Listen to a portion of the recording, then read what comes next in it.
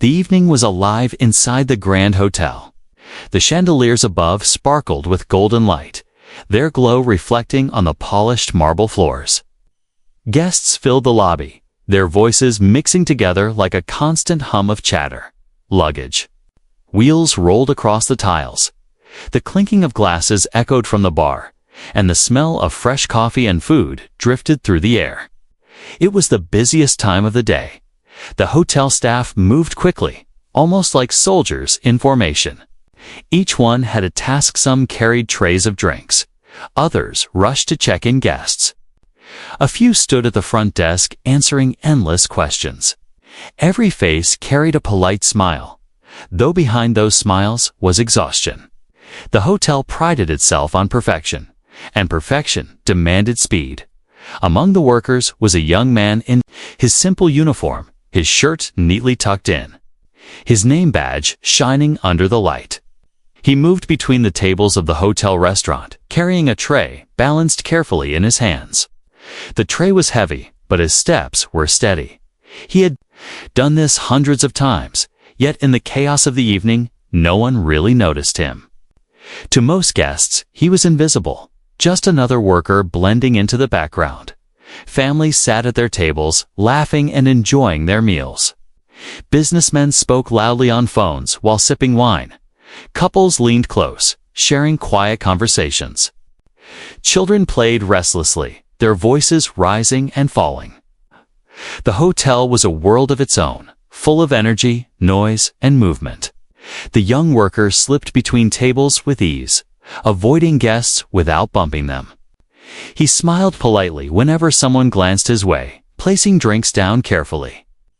Picking up empty plates, his mind moved faster than his steps, always remembering which table ordered what. Always reminding himself not to make a mistake. In this hotel, mistakes were not forgiven easily. The manager demanded perfection service without disruption.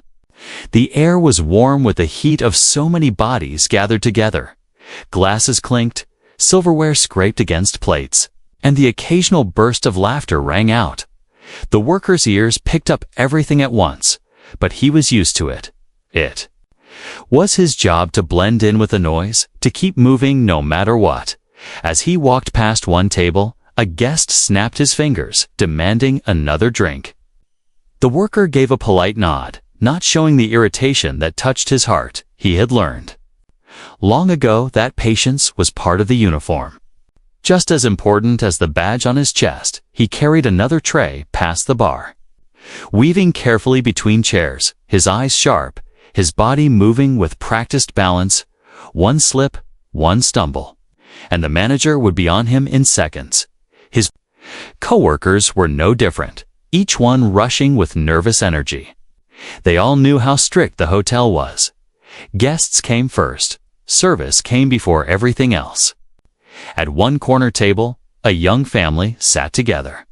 The parents were dressed for dinner, trying to enjoy their meal while their baby sat in a high chair. Babbling happily, the worker passed by and gave them a polite smile, but no more. He couldn't stop, couldn't linger. There were too many orders waiting, too many tables to serve. The baby clapped its small hands and laughed, and the sound mixed into the noise of the crowd. The parents smiled at their child, unaware that within minutes their laughter would turn into panic. The worker continued moving, his back straight, his eyes alert. He carried another tray toward a group of guests who waved impatiently, the smell of food, the noise of talking. The clatter of dishes, everything blended together. It was just another busy evening in the hotel, another night where workers rushed and guests relaxed. But beneath the routine, there was tension, the kind of tension only workers could feel.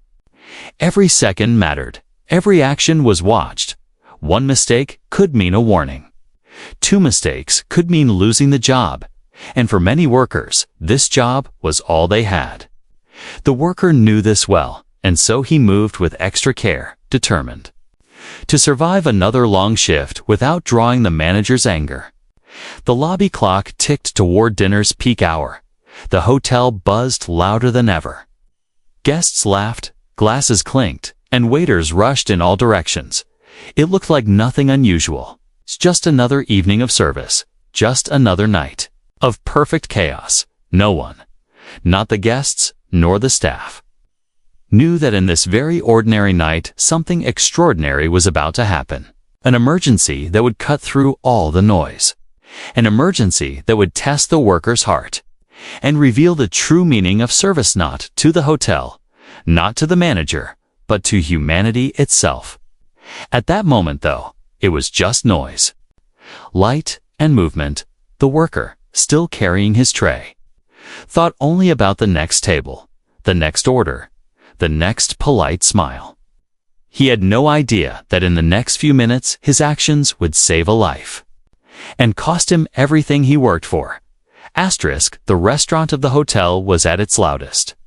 The evening rush had reached its peak. Guests filled every chair, their voices rising together in a storm of chatter. The clinking of forks and knives on plates echoed like music mixed with laughter. Waiters rushed across the floor, balancing trays, pouring drinks, bowing politely. It was a scene of controlled chaos, every detail meant to please the guests.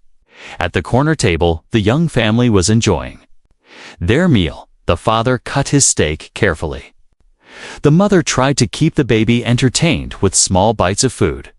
The baby clapped its tiny hands, laughing, its bright eyes sparkling under the chandelier light. The parents smiled, happy to see their child giggle while they ate. But joy can turn into fear in just a heartbeat. The baby, excited and playful, stuffed a piece of food too quickly into its mouth. At first, it was just a small cough, light and harmless. The mother patted the baby's back, thinking nothing of it. But then the cough grew sharper, harsher. The baby's eyes widened, and its small hands grabbed at its throat. The mother's smile vanished, replaced by panic. "Honey," she whispered urgently, her voice shaking. "Something's wrong." The father looked up, his fork falling from his hand. His heart stopped when he saw his child's face turning red. The baby's mouth opened, but no sound came. Out. No cry, no breath, only silence. The mother screamed, her voice cutting through the restaurant noise. "Help! Somebody help! My baby can't breathe." But the noise of the room drowned her out. Guests at nearby tables turned their heads, frowning in confusion. Some thought the child was just crying loudly. Others assumed it was a tantrum. The music continued playing softly in the background. Glasses still clinked. Laughter still rang out. Nobody understood the danger. Not yet. The mother stood, tears filling her eyes. She shook the baby gently, trying to help, but nothing worked. The baby's face was changing color now, from red to frightening shades of blue. The father jumped from his chair, his voice breaking. "Please, somebody help us. My baby is choking." This time his cry was louder, sharp with fear. A few heads turned. People began to realize this was not ordinary. A ripple of unease moved across the room. But still, no one acted. Some froze in shock. Others whispered nervously. The staff hesitated, unsure what to do. Their training was for service, not emergencies. At the far side of the room, the hotel worker carrying his tray heard the desperate cry. His heart jumped. His eyes darted to the corner where the family stood. He saw the mother holding her baby, her face white with terror. He saw the father waving frantically, shouting for help, and then he saw the baby's tiny body jerking helplessly. Time slowed for him. The laughter and music faded into the background. The only sound that mattered was the mother's cry and the choking silence of the baby. His instincts screamed at him. He didn't think of the tray in his hand. He didn't think of the rules drilled into him by his manager. He didn't think of the risk to his job. He thought only of the child. The tray slipped from his grip, plates and glasses crashing to the floor with a shattering noise. Gasps filled the room. As heads turned, guests frowned, some shocked at the noise, others annoyed at the disruption. But the worker didn't care. He was already moving, running across the room toward the family. His shoes slid slightly on the polished floor, but he pushed forward. His heart pounding, the mother saw him coming and cried out, "Please, help my baby." Her voice broke with desperation. Her arms shook as she held her child out toward him. The baby's lips were turning darker now, its eyes wide with terror. The father stood helplessly beside her. His face frozen with fear, the worker reached. Then in seconds, his mind was sharp, his training remembered. He had learned first aid long ago, though never expecting to use it here. In the middle of a luxury hotel, without hesitation, he gently but firmly took the baby into his arms, his movements calm but urgent. The crowd around them grew. Guests stood from their tables, craning their necks. Their whispers filled the air. "What's happening?" "The baby's choking." That worker dropped his tray. Some pulled out their phones, recording the scene. The manager, hearing the crash of broken plates, stormed from the back, his eyes full of anger till he saw the scene unfolding. But the worker ignored them all. His focus was on the baby. The tiny body was limp now. Only small jerks, showing its desperate struggle. He turned the baby face down across his arm, his hands supporting the head. He gave quick, firm pats to the back. Counting silently, his own breath held as he worked. The mother clutched her husband's arm, sobbing, "Please, please." Her tears streamed down her face. Her knees shook, ready to give way. The father's hands trembled, his heart racing. He could barely watch. Every second felt like eternity. The worker turned the baby upright, his hands steady despite the storm around him. He positioned the child carefully and pressed just below the ribs, using quick thrusts. His voice finally broke the silence. Firm and steady. "Come on, breathe, breathe." The entire room held its breath. The noise was gone, the laughter silenced, even the music seemed to fade. All eyes were locked on the man in uniform, kneeling with the baby in his arms. And then it happened, a piece of food shot from the baby's mouth. The child gasped, then cried loudly. A high, piercing cry that filled the room like music. Tears of relief spilled down the mother's cheeks as she dropped to her knees. Clutching her child, the father sobbed openly. Wrapping his arms around them both, guests gasped, then erupted into applause. The sound of clapping, cheering, and cries of "He saved the baby" filled the air. The worker sat back slightly, his chest rising and falling. Sweat dripping from his brow. His arms still shook, but not from fear, from relief. He looked at the baby, alive and safe, and for a moment, nothing else mattered but. As the applause echoed, another sound cut through the sharp voice of the hotel manager. His eyes burned not with gratitude, but with anger. He looked at the broken tray, the spilled food, the disruption to the perfect order of the restaurant. His lips pressed into a thin line. His mind saw only chaos where others saw a miracle. And, though the worker didn't know it yet, this act of heroism, this moment where he saved a life, would soon cost him everything. The sound of shattering plates still echoed through the restaurant. Guests stared wide, some annoyed at the mess, others confused. But for the hotel worker, none of that mattered. His heart was locked on the baby who was struggling for breath. The cries of the mother rang in his ears, louder than any applause or complaint ever could. The worker's body moved before his mind could even catch up. His instincts took over. His hands, used to balancing trays and pouring drinks, now reached for something far more precious, a tiny life. His heart pounded in his chest, but his steps were steady. He reached the corner where the young family stood. The mother's face was pale with terror, her eyes filled with tears. She held her baby close, her voice trembling as she cried, "Please, someone help him." The father's face was frozen, his hands useless.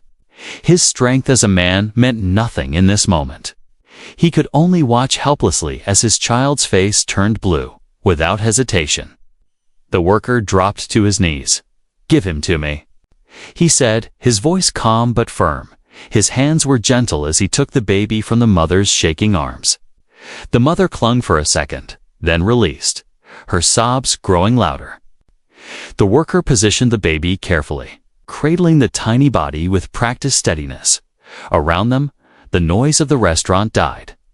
The clinking of forks and knives stopped. Conversations froze mid-sentence. All eyes turned toward the scene. A few guests covered their mouths, others whispered in disbelief. A child in the next booth tugged at his mother's sleeve, asking, "What's wrong?" But the mother could not answer. She, too, was watching with wide, terrified eyes. The worker turned the baby face down, resting the child along his forearm. His hands supported the baby's head firmly, but gently. He leaned the child slightly forward, then delivered quick, controlled pats to the baby's back. His movements were precise, not panicked. He counted silently in his head. Blocking out the gasps of the crowd, nothing happened. The baby's body jerked, but no sound came out. No air, no cry, no relief. The mother's knees buckled. She gripped the edge of the table to keep from collapsing. The father ran his hands through his hair, his face red with panic. The worker didn't stop. He turned the baby upright and looked into its small, terrified eyes. His own eyes softened, but his voice was steady. "Come on, little one. Breathe for me." He placed 2 fingers just below the ribs and pressed in quick, upward thrusts. The baby gagged, its tiny chest heaving, but still nothing came out. The crowd was holding its collective breath. Guests leaned forward, eyes wide, some whispered prayers under their breath. Others pressed hands to their hearts. The tension was unbearable. Seconds felt like hours. The worker tried again, his arms strong, but his touch careful. Another firm thrust, another gag, then suddenly it happened. A small piece of food flew from the baby's mouth, landing on the floor. The silence broke with a sound more beautiful than music, the baby's cry. Loud, piercing, alive, the mother screamed in relief and collapsed to her knees, pulling the baby back into her arms. She held the child close, kissing its face again and again, her tears soaking the baby's cheeks. "Thank you, thank you," she sobbed, her voice shaking with gratitude. The father bent down, his hand gripping the worker's arm tightly. His eyes were wet, his voice hoarse. "You saved my child," he whispered. "You saved us." His words cracked, his gratitude deeper than anything he had ever felt.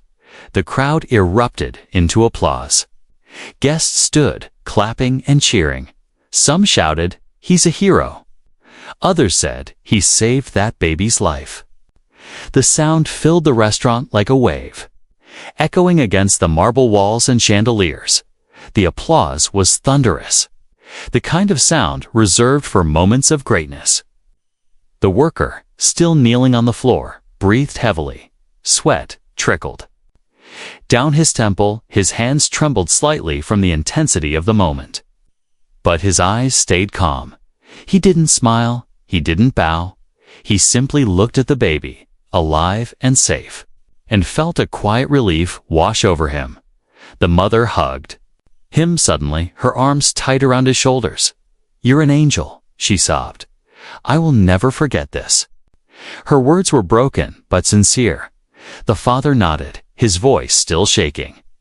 "You did what none of us could. You didn't just save our baby, you saved us." For a moment, the applause drowned everything else. Guests cheered. Some even stood on chairs to get a better look. Others pulled out their phones, recording the moment. Their cameras captured the worker on his knees, the baby safe, the mother crying, the father shaking his hand. It was a scene of humanity, of true heroism, but not every pair of eyes saw it. That way, from the back of the room, the hotel manager stood stiff, his jaw tight, His arms were crossed, his eyes not on the baby, but on the broken plates scattered on the floor.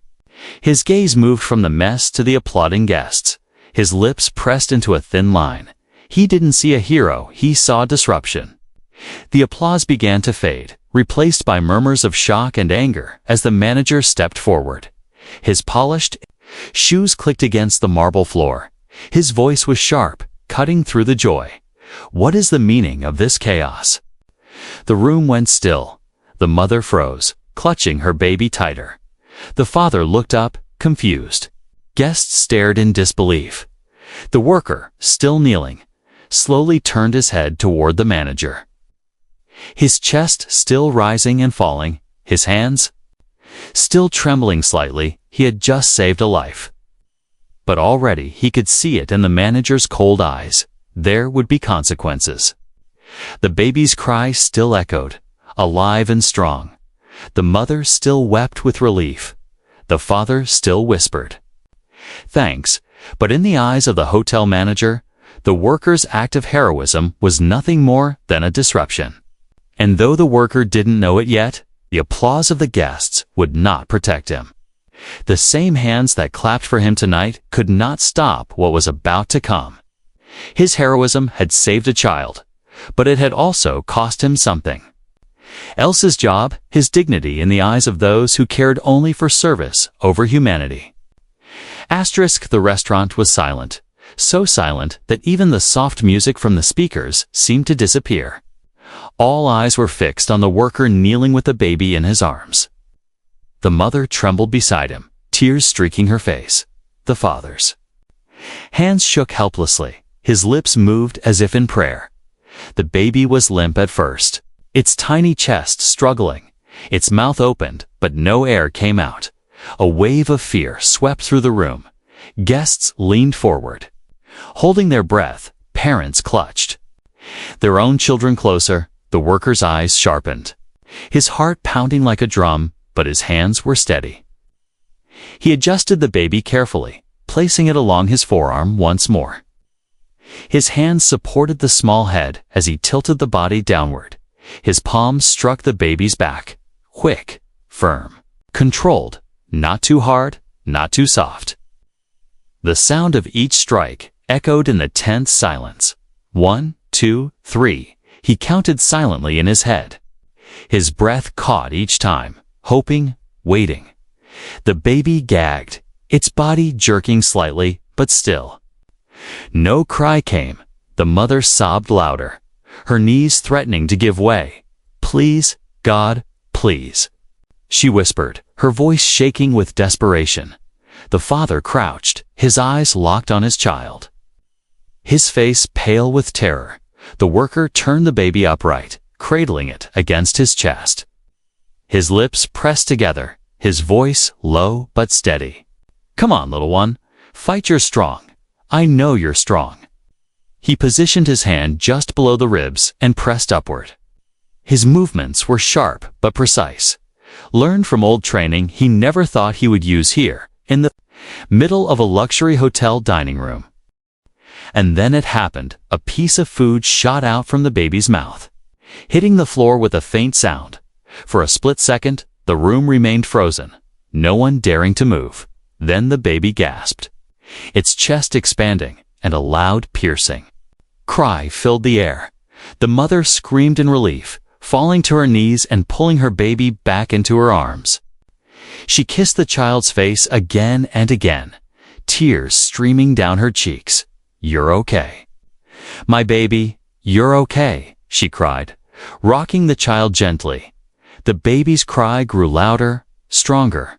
The sound, which only minutes ago had been ordinary, now felt like the most beautiful music in the world.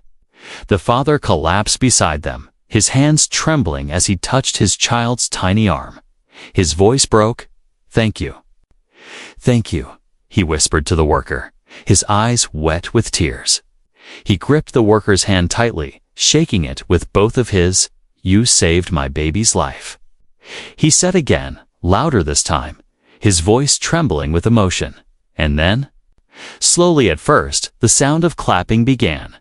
One guest stood and applauded. then another. Soon the entire restaurant was filled with the thunder of applause. Chairs scraped back as people rose to their feet, cheering and shouting, "He's a hero. He saved that baby." Some guests whistled, others cried openly. The applause rolled like a wave through the room, shaking the walls and filling every corner with gratitude. The worker, still kneeling, wiped sweat from his brow. His chest heaved from the rush of adrenaline. He didn't smile, didn't raise his arms. His relief was quiet. His victory was the cry of the baby, the tears of the mother, the trembling gratitude of the father. That was enough for him. The mother hugged him tightly. Sobbing against his shoulder, "You're an angel," she whispered. "You didn't just save my child, you saved me." Her gratitude poured out in broken words.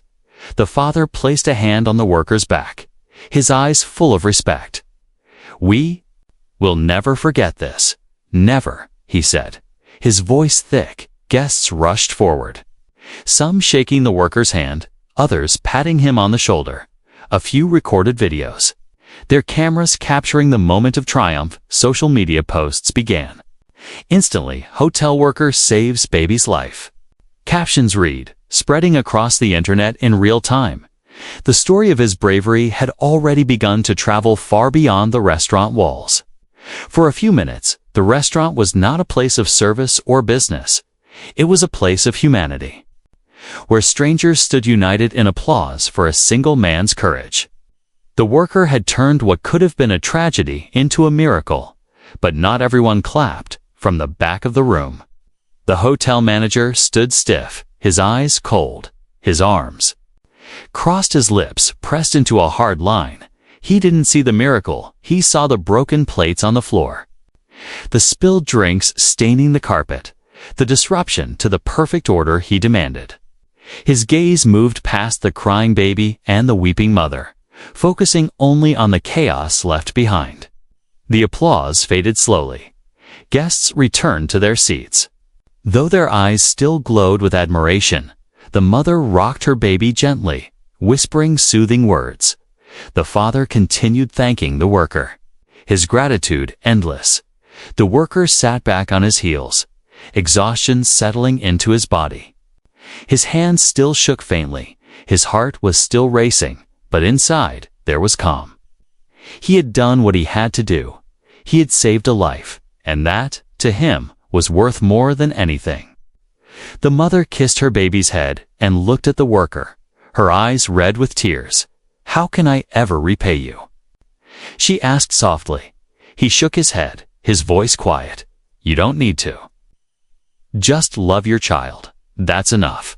It should have been the perfect ending. The family reunited, the guests inspired, the worker celebrated as a hero. But in the shadows of the manager's cold eyes, another ending was already being written. One not of celebration, but of punishment. The worker didn't know it yet, but the same act that brought him applause and tears of gratitude would soon bring him scolding, judgment, and the loss of his job. For now, though, the baby was safe, alive, and crying in its mother's arms, and in that moment, nothing else mattered. The restaurant was still buzzing with the echoes of applause. Guests sat down slowly, their conversations filled with excitement. Some replayed the moment again, and again on their phones, sharing it with friends online. A few children clapped their hands happily, not fully understanding, but sensing something important had happened. The mother rocked her baby gently, kissing its forehead. The father squeezed her hand tightly. They were still in shock, but filled with endless gratitude. At the center of it all, the hotel worker remained quiet. He had no smile on his face, no desire for attention. He simply breathed deeply, feeling the weight of the moment lifting from his shoulders. His shirt clung to him with sweat. His hands still trembled, but inside, he was calm because the baby was alive. The guests saw a hero. The family saw a savior.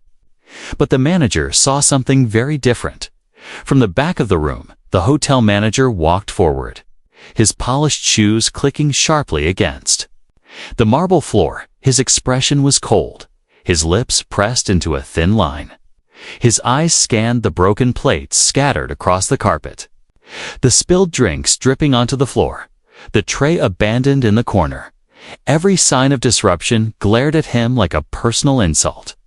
The applause grew quieter as guests noticed him.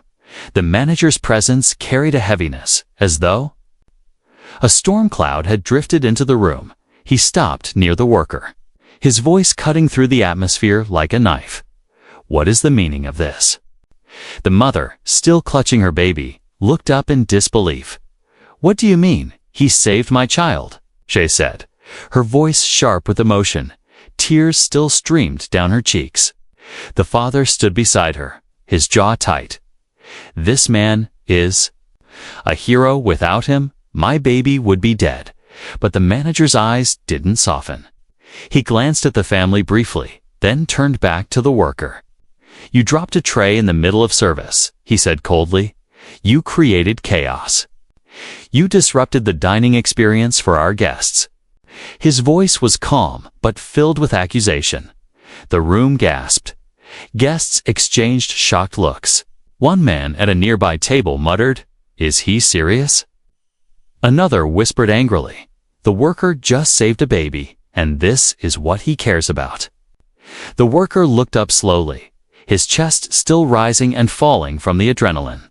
His eyes met the manager's, calm but tired. "Sir," he said softly, "the child was choking. I couldn't just stand by." The manager's jaw tightened. "It was not your responsibility. Your responsibility is to serve the guests, not to play hero." His words carried no gratitude, only scorn. The mother rose to her feet, her baby still clutched in her arms. Her voice trembled with fury. "Play hero? My child could have died. This man saved his life, and you speak of trays and service." The father stepped forward too, his voice rising. "If you can't see what really matters here, then maybe you don't deserve to run this place." A murmur of agreement spread through the guests. Some clapped again in support of the worker. Others shook their heads in disgust at the manager's words. The atmosphere shifted. The room that had been filled with applause now burned with tension. But the manager's face remained stone. He turned to the staff standing nearby, their faces pale with shock. "Clean up this mess," he ordered, pointing at the broken plates. "And get this worker back to his duties immediately." The staff hesitated. Glancing nervously at the worker, none of them dared move. The respect they had once feared giving now weighed on their hearts. How could they treat him as if nothing that happened? He had saved a child. The worker slowly stood, his legs heavy. He didn't argue. He didn't defend himself. His silence was not weakness, but acceptance. He had seen enough in his life to know that sometimes the world valued the wrong things. He looked at the family, at the baby safe in the mother's arms. That was enough for him. He didn't need the manager's approval, but the family wasn't done. The mother stepped forward, her voice shaking but strong. "If you punish him for saving my baby, the world will know," she said. "Every person here saw what happened, and they will speak." The father nodded, his eyes fierce. "We will not be silent." The manager's expression flickered for a brief moment, but then hardened again. "This is a hotel," he said coldly. "Not a hospital. We have rules, and when rules are broken, there are consequences." His words sent another wave of disbelief across the room. Guests stood up again, some raising their voices. "This is outrageous. He saved a life, and you're scolding him? Shame on you." The noise grew louder, a storm of anger rising against the manager's arrogance. Phones were lifted higher, recording every word. Every second of this shocking reaction was captured, ready to be shared with the world. The worker stood silently, his eyes lowered. He didn't speak. He didn't defend himself further. He knew no words could change the manager's heart. For him, the only thing that mattered was the baby's life. And that mission was already complete. The mother hugged her child tightly, whispering softly, "Don't worry, sweetheart, you're safe now." The father looked at the worker and nodded with deep respect. "No matter what they do, we will remember you, always." His words were simple, but they carried more weight than any medal. As the guests continued to argue with the manager, as voices rose and phones recorded, the worker turned away slowly, his steps heavy but steady. He returned to his corner of the restaurant, not as a waiter, not as an employee, but as a man who had chosen life over rules. What he didn't know was that the manager's anger would not stop with scolding. The decision had already been made in his cold heart by the end of the night. The worker would no longer wear the hotel's uniform. The rescue had made him a hero to the people, but in the eyes of management, he had committed the worst sin of all. He had disrupted service, and for that, they would punish him. The night had grown calmer outside the hotel. But inside, the atmosphere was thick with unease. The baby had been saved. The applause had faded.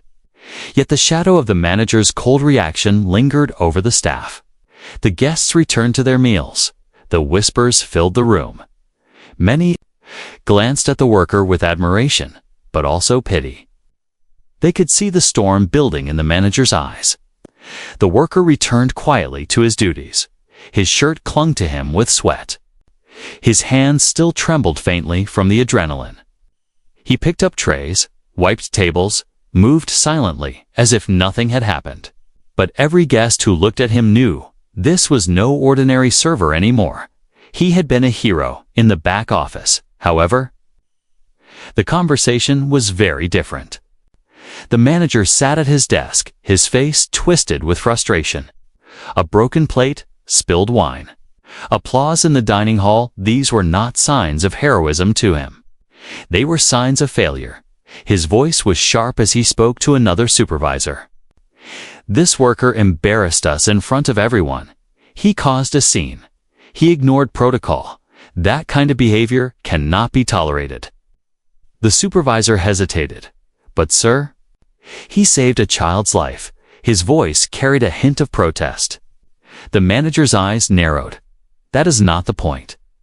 Our service must remain flawless. No interruptions, no chaos. Guests come here for order, not for heroics." The decision was made then and there, cold, swift, final, hours later. When the guests had gone to their rooms and the dining hall grew quiet, the worker was summoned to the manager's office. He walked in slowly, his heart heavy.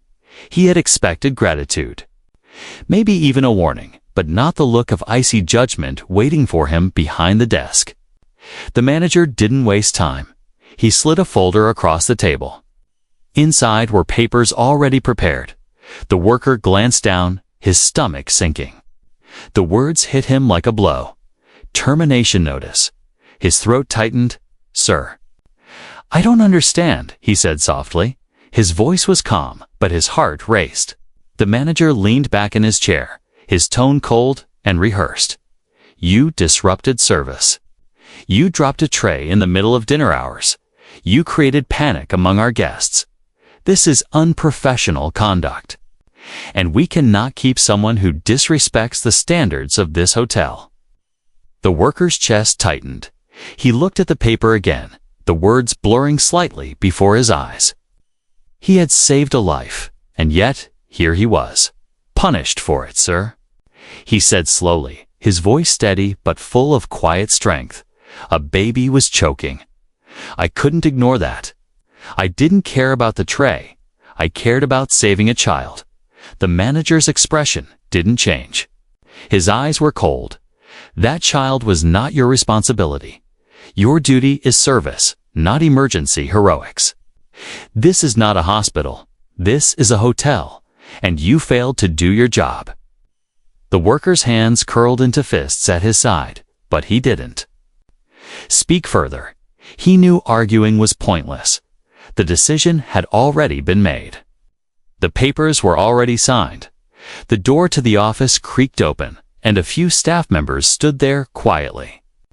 They had overheard parts of the conversation. Their faces were pale with shock. Some looked down, unable to meet the worker's eyes.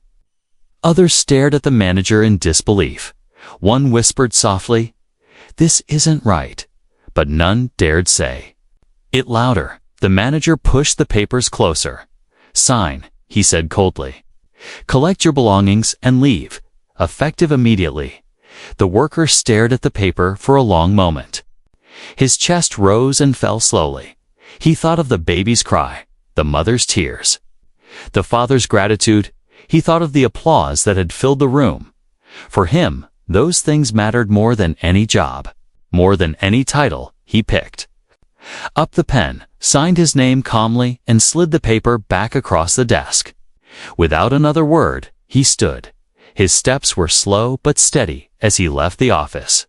His fellow staff members moved aside, their eyes filled with quiet respect. None of them clapped, none of them cheered. But in their silence was a kind of salute. He walked through the halls one last time. Past the chandeliers, the polished marble, the tables where guests had eaten. His uniform felt heavier than ever, not because of shame, but because of the injustice pressed against him. At the front door, he stopped, looking back once. His eyes swept across the lobby, the place where he had given his best every day, the place where he had just saved a life. Now it was the place that had turned its back on him. He stepped outside into the cool night air, his heart heavy, yet strangely calm. He had lost his job, but he had not lost himself. He had saved a child. And no paper, no manager, no dismissal could take that away. Back inside, whispers spread quickly among the staff. Guests who had stayed late overheard. A murmur of outrage began. They fired him? After he saved that baby? Unbelievable. Some guests pulled out their phones, posting instantly. The story that had already gone viral was about to explode again, but this time, it wasn't just about a baby being saved. It was about a hero being punished. The worker walked into the night with nothing but his dignity. The baby slept safely in its mother's arms, alive because of him, and though he had been dismissed as if he was nothing, the world was about to remind the hotel that true heroism cannot be silenced. The shocking news had spread, and soon the hotel would face a storm far greater than a broken tray or spilled drinks. The next morning, the hotel tried to move on as if nothing had happened. The broken plates had been cleaned, the spilled drinks mopped away. The staff moved quickly with forced smiles. But behind their polite words, everyone whispered. They whispered about the worker who had saved a baby, and the cruel way he had been dismissed hours later. The family who had lived through the nightmare was still in the hotel. The mother couldn't sleep that night. Every time she closed her eyes, she remembered the moment her baby's face turned blue. And then she remembered the hotel worker kneeling, calm and steady, saving her child. She couldn't understand how anyone could look at that act and see only disruption. Her anger burned. So she did what millions of people do in times of injustice. She told the world. By mid-morning, her post was online, a simple but powerful message. This man saved my baby's life last night at the hotel. Instead of being honored, he was fired for disrupting service. We will never forget his courage. But the cruelty of this management must be exposed. Attached was a photo of the worker holding the baby just moments after the rescue. The baby's face red from crying, the mother's cheeks wet with tears, and the worker's eyes calm though exhausted. The image spoke louder than any words could. Within minutes, the posts spread.